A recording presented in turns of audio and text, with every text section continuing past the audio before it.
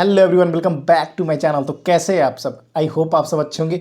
तो आज स्टार्ट करते हैं कुछ इंपॉर्टेंट बातें, वो है रीजनिंग की। और याद रखना 35-36 तो सबके आते हैं। वीडियो में लास्ट तक बने रहोगे ना, 40 में 40 करने का दावा ठोक सकते हो और करके भी आओगे एग्जाम में भी मॉक में भी, याद रखना। तो स्टार्ट करते हैं आज का सेशन और मॉक के स्कोर लास्ट में बताएंगे। तो चलो स्टार्ट करते हैं, रीजनिंग की बात करते हैं। आज सबसे पहले मोस्ट इंपॉर्टेंट टॉपिक रीजनिंग। आखिर बहुत सारे भाइयों को रीजनिंग बहुत आता है, सब कहते हैं बहुत आसान है भैया, जल्दी कर लेते, कोई बोलता है लेट कर लेते, किसी को लगता है कि मुझे टाइम लग जाता है, 25 मिनट लग जाता है रीजनिंग करने में, किसी को बोलते कि भैया 20 मिनट के अंदर हो जाता है। देखो रीजनिंग का तहलका कैसे क्या माइंड मैपिंग करनी है उसके बारे में बताऊँगा, सुनो। देखो सबसे पहले बात करते कि आप सब जैसे ही टेस्ट लगाते तो रीजनिंग, बहुत सारे भाई रीजनिंग बाद में लगाते हैं, बहुत सारे पहले लगाते हैं, लेकिन मेरा एक मानना है मेरे भाई, रीजनिंग को सबसे पहले लगाओ। और एक चीज़ बता दूं, रीजनिंग के कैसे 40 आप स्कोर कर सकते हो उसका बताओ लॉजिक।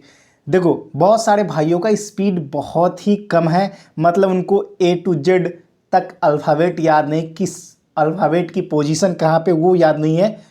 तो ये एक्सपेक्ट कभी मत करना कि आपको 40 में 40 आ सकते हैं। अपोजिट भी याद होने चाहिए, साथ के साथ आपकी जो एडिंग कैपेसिटी होनी चाहिए जो हो वो बहुत अच्छी होनी चाहिए। अब ऐसा क्यों कह रहा हूँ, सुनो ध्यान से। अब देखो बहुत सारे भाई बोले कि अल्फ़ाबेट क्यों याद करें, हम A to 5 लिख देंगे बस कहानी हो जाएगा। लेकिन कैलकुलेट करते टाइम अगर आपको सारे अल्फ़ाबेट अगर आपको याद है तो जो क्वेश्चन आप 1 मिनट 50 सेकेंड 30 सेकेंड में करते हो, वो क्वेश्चन को आप 10-10 सेकेंड के अंदर भी कर सकते हो। ये सब गेम जो है माइंड मैपिंग का है। और 15 से 16 मिनट के अंदर पूरे रीजनिंग को उड़ा सकते हो, चाहे कितनी भी टफ आ जाए, क्योंकि मैं हमेशा उड़ाता हूँ, आप भी उड़ा दोगे। ये अलग बात है कि मेरे से भी मिस्टेक हुआ था, एक आध दो क्वेश्चन 36 38 40 में 40 बहुत बार आए हैं, लेकिन आपसे भी हो, आप भी पूरे 100 के 100% सही कर सकते हो। कैसे? देखो सबसे पहले बात है कि रीजनिंग के क्वेश्चन आते हैं। देखो सबको सब कुछ आता है, सब क्वेश्चन आते हैं। एक दो क्वेश्चन होते हैं, या तो वो सीरीज के होंगे, चाहे आपके सिलोगिज्म के होंगे, चाहे सिटिंग अरेंजमेंट के होंगे, इसमें बच्चे फंस जाते हैं। देखो करना कुछ भी नहीं है मेरे भाई, सिंपल सा लॉजिक ये है कि इसमें भाई लॉजिकल ब्रेन होना बहुत ज़रूरी है, सबसे इंपॉर्टेंट बात। और एक चीज़ और बता दूं मेरे भाई, लॉजिकल ब्रेन तो होना ही चाहिए, साथ के साथ आपको कैपेबिलिटी होना चाहिए कि मान लो कि कोई अल्फ़ाबेट आ गया तो उसके अपोजिट थिंक कर सको कि किससे क्रॉस हो रहा है, किससे रिलेशन बन रहा है, वो बहुत ज़रूरी है। अगर कोई बच्चे नए हैं तो उनको सिटिंग अरेंजमेंट और ब्लड रिलेशन भाई सीख ही लेना, वरना रीजनिंग में ना और नीचे गिरोगे अगर सीरीज उरीज में गलती हो गया तो। सिटिंग अरेंजमेंट ब्लड रिलेशन तो बहुत इंपॉर्टेंट है, सीरीज का बना लो, प्रैक्टिस करो। एग्जाम में एक ही पैटर्न पे, फिक्स पैटर्न पे बार बार घुमा के पूछा जाता है। और एक चीज़ बता दूं मेरे भाई, आप सब का एक ब्यौरा मैंने लिया था, बहुत सारे भाइयों ने कैलेंडर और रैंकिंग नहीं पढ़े हो, और ये भूल में मत रहना कि पिछली बार नहीं आया था, पिछली बार नहीं आया था, ये भूल में मत रहना, क्योंकि फिर से आपको रिपीट होगा।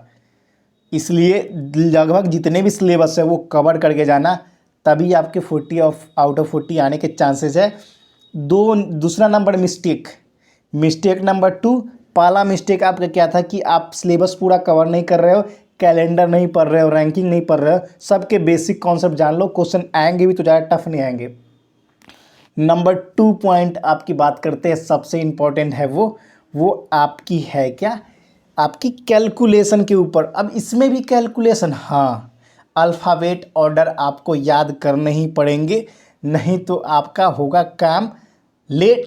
और आपको मजबूरन में कुछ क्वेश्चन में अगर फंस गए गलती से सीरीज में, तो फिर आपको उसको छोड़कर सीधा अगले पार्ट में आपको अटेम्प्ट करना के लिए जाना पड़ जाएगा।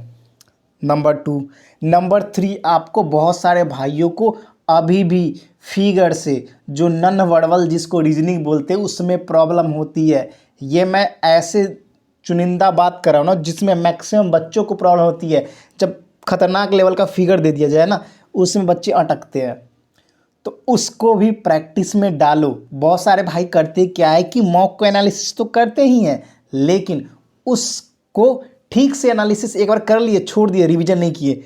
ऐसा नहीं करना है। रीजनिंग को भी 2 मिनट ही लगेगा ना यार, एक दो क्वेश्चन गलती उसको देख लो, तभी आपके 40 आउट ऑफ 40 आएंगे, क्योंकि एक ही मिस्टेक को बार बार दोहराओगे फिर कट जाएगा पत्ता। याद रखना, आपको लगता होगा कि रीजनिंग ईजी है मेरे भाई, लेकिन याद रखना कहीं पे आपका जीके फंसाया ना तो रीजनिंग ही आपको जीत पाएगा। इसलिए रीजनिंग में पूरे 100 के 100% मार्क्स आ सकते हैं। किसने बोला कि नहीं आएगा? सब ला सकता है मेरे भाई। और लगभग भाइयों का रीजनिंग में 30 35 36 नंबर आते होंगे, खूब खुश होते हैं भैया बहुत नंबर आ रहा है। वो बहुत नंबर नहीं है, 40 में 40 जिसका आ रहा है ना वो खुश होना। और ये भी मत, बहुत सारे ये भी बोलते हैं भैया सीरीज कहीं टफ आ गया था। सब आपके फिक्स पैटर्न है, वहीं से पूछे जाएंगे, वही पैटर्न पे, उससे ना आगे पूछा जाएगा ना पीछे पूछा जाएगा, एकदम फिक्स है कि भाई इसी लेवल का आना है। तो ये भी मत समझो कि रॉकेट साइंस वाला क्वेश्चन आ गया, ऐसा कुछ भी नहीं है भाई, सिंपल ही आएगा। बशर्ते आपको रीजनिंग में एक दो क्वेश्चन पे ध्यान बहुत देना।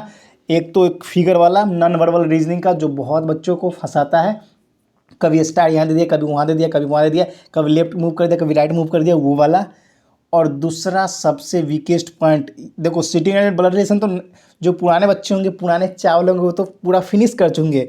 नए वाले सोचेंगे सिटिंग अरेंजमेंट छोड़ देते ना यार, समझ में नहीं आता।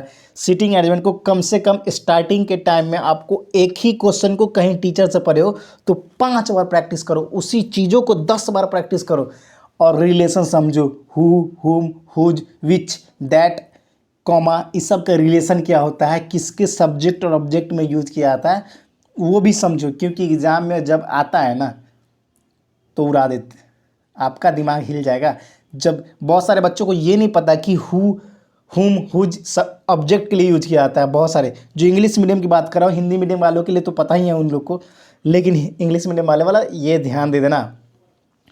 और एक लास्ट अंतिम पॉइंट है, वो है ओवर कॉन्फिडेंस। ओवर कॉन्फिडेंस भी आपको ना रीजनिंग में 2-3 मार्क्स कटवाते हैं। पता है क्यों? जैसे ही देखा यार सीरीज 2-2 का चल रहा है, भैया एक का देखा 2 चल रहा है, दूसरा का देखा अरे भैया इसमें भी 2 चल रहा है, और तीसरा चेक नहीं किया ऑप्शन, सीधा जंप करके भैया यही आंसर होगा। ऐसा नहीं करना है। अगर कोई सीरीज चाहे कोई अल्फ़ाबेटिकल ऑर्डर अगर दे रखे हैं ना, तो दोनों में मैच कराने हैं कि भैया कहाँ से क्या मेरा गलत हो रहा है, क्योंकि उसमें भी बच्चे फंसते हैं। ये सब बेसिक पॉइंट्स है जहाँ पे सारे भाइयों को प्रॉब्लम होती है, चाहे वो कितना भी ब्रिलियंट हो, चाहे वो कितना भी बेकार हो, दोनों को। देखो एक चीज़ बताऊँ, किसी भाइयों का स्पीड थोड़ा लो है, वो 20 मिनट में रीजनिंग को करता है, लेकिन उसकी एक्यूरेसी 100% है ना, तो लाख बेहतर उस स्पीड वाले से है। अगर वो 2-3 क्वेश्चन कम ही अटैम्प्ट किया लेकिन उसकी एक्यूरेसी अच्छी, तो वो सिलेक्शन ले लेगा। और जिसकी स्पीड बहुत अच्छी है, एक्यूरेसी अच्छी नहीं, तो भाई उसकी सिलेक्शन नहीं होने वाली है। तो याद रखना, एग्ज़ाम में 120 मार्क्स ही लाने हैं, बाकी नॉर्मलाइज हो जाएंगे, समझ गए? उससे ज़्यादा लाने की कोशिश करो हमेशा, 125 130। और मैं इतना ही बोलता हूँ ना, 65 क्वेश्चन सही कर दिए ना, कितना भी कंपटीशन हो ना, आपका सिलेक्शन कोई रोक ही नहीं सकता। याद रखना, 65 कर देना कोई रोक ही नहीं सकता, आप खुद नहीं रोक पाओगे भाई। कितना ऊंचा का डब जाएगा। पिछली बार तो 20-20 25-25 मार्क्स सबको नॉर्मलाइजेशन मार्क्स मिला है। अगर 65 यानी 130 अगर 15 नॉर्मलाइजेशन मार्क मिल गया, 20 नंबर, समझ रहे हो, एसएसएफ मिल जाएगा। तो इस चीज़ों को समझो मेरे भाई। तो आपकी सारी मिस्टेकों को ध्यान रखना है, और सबसे इम्पोर्टेंट बात आपको यह है कि ओवर कॉन्फिडेंस नहीं होना है। किसी भी चीज़ को लेकर यार ईजी है उड़ा देंगे, ऐसे नहीं। हर एक सब्जेक्ट की अपनी वैल्यू होती है, तो सब चीज़ को समझ के चलना है। और याद रखना, practice makes a man perfect. Practice, कोई चीज़ आता भी हो ना, उसको प्रैक्टिस किया करो। ये मत समझो कि ईजी यार कर लेंगे। और बहुत सारे भाइयों का ये भी एक लोचा है ना, यार ईजी है यार, इसको कर देंगे, छोड़ो ना, हटाओ ना। पता है कभी कभी एग्जाम में वही ईजी क्वेश्चन फंसा के ले जाएगा आपको। तो हर क्वेश्चन की अपनी अपनी वैल्यू होती है, उसको समझो और अच्छे से अटैम्प्ट करना। और अब बात करते हैं मॉक टेस्ट के नंबर कितने आए। तो मैंने बता दिया, मेरे आज 125 मार्क्स आए आज फिर, जिसमें मैथ्स में 37.5, उसके बाद बात करते हैं रीजनिंग में 37.5, उसके बाद इंग्लिश में आज थोड़ा लो स्कोर देखने मिला 30.5, और जीके में थोड़ा और कम मिला।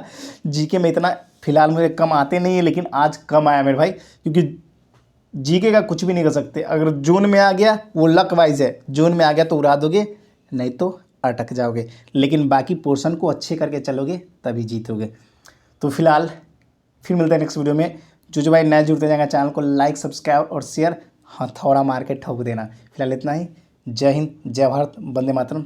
जिद है तो करेंगे और सिलेक्शन भी लेंगे।